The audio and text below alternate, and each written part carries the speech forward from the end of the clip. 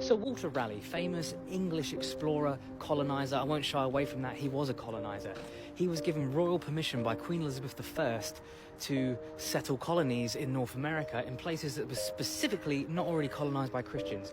This happened about 30-40 years before the Mayflower, before the Pilgrims ever went there. But he was later executed by James I for... I'll get to that in a second. So Walter Raleigh at the time was the poster boy for exploration and sailing, exploring. He was a soldier, sailor, fighter. He was in the royal courts of Elizabeth I, the same as Sir Francis Drake.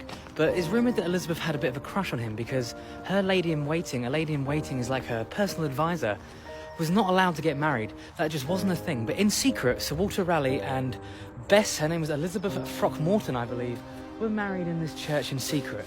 For that, Elizabeth, in a fit of rage, potentially jealousy, imprisoned Sir Walter Raleigh in the Tower of London. I'm not sure how long for. He was imprisoned again later and executed, but eventually they were let go.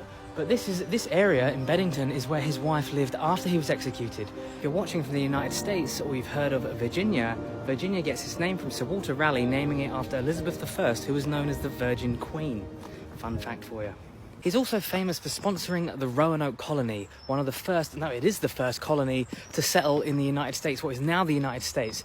They disappeared. It was an English settlement called Roanoke. They were there for a couple of years with supplies coming from England, but the Spanish Armada in 1588 stopped those supplies, so Walter Raleigh couldn't get supplies to them anymore, and they disappeared. They disappeared off the face of the earth. No one knows what happened to them.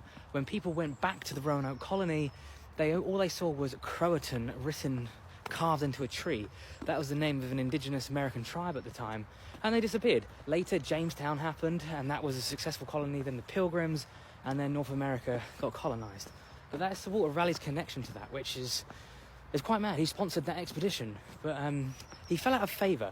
He fell out of favour with King James I, who was Elizabeth I's nephew. He was implicated in a plot to overthrow him. He was imprisoned for over a decade in the Tower of London. He was then allowed to let go. In his mid-60s, he was allowed on one condition: to be free